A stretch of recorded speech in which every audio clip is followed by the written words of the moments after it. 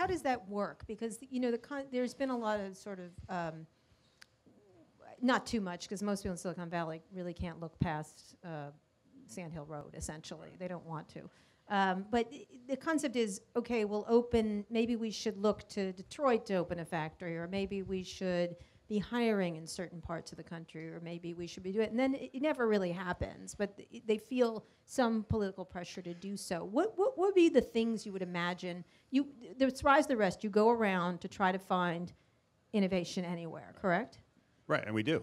There's great entrepreneurs doing great things in all kinds of sectors, and not even just core technology. They're in Baltimore, for example, Under Armour has been, you know, hugely successful. In Denver, Chipotle has been hugely successful. There's all kinds of examples of innovation entrepreneurship that's not exclusively limited to tech, but in terms of what big companies can do, some of it is investing in some of these other places. Some of these are being customers of some of these companies in some of the other places. Some of these are acquiring those companies, and then instead of kind of pulling some of the employees out, redoubling their efforts. Salesforce bought a company in Indianapolis called Exact Target, you know, 3,000 or 4,000 employees in Indianapolis. And so that model of building kind of innovation hubs that help the companies expand their footprint, but in the process also help cities like Indianapolis make sense. But this issue around Silicon Valley is a relatively recent phenomenon.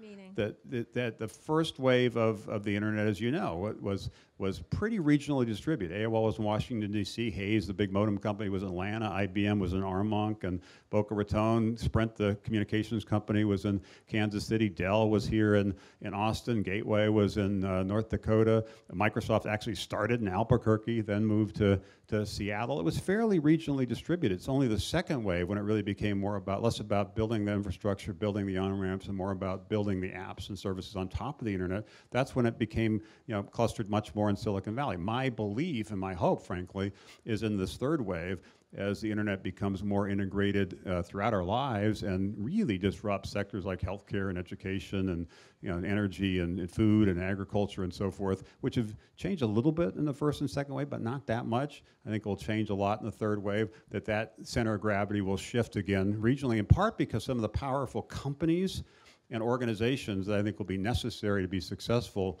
in some of these sectors are in the middle of the country. Healthcare, for example, will there be great innovations still in Boston or San Francisco? Of course there will. But look at what's happening in Baltimore, not because of just Under Armour, but Johns Hopkins. Or look at what's happening in Nashville, where there's a lot of health IT companies developing, or in Madison, Wisconsin, where Epic Systems is built. We're seeing that develop, or Cleveland, because of the Cleveland Clinic. So we're seeing these pockets of innovation now around different sectors.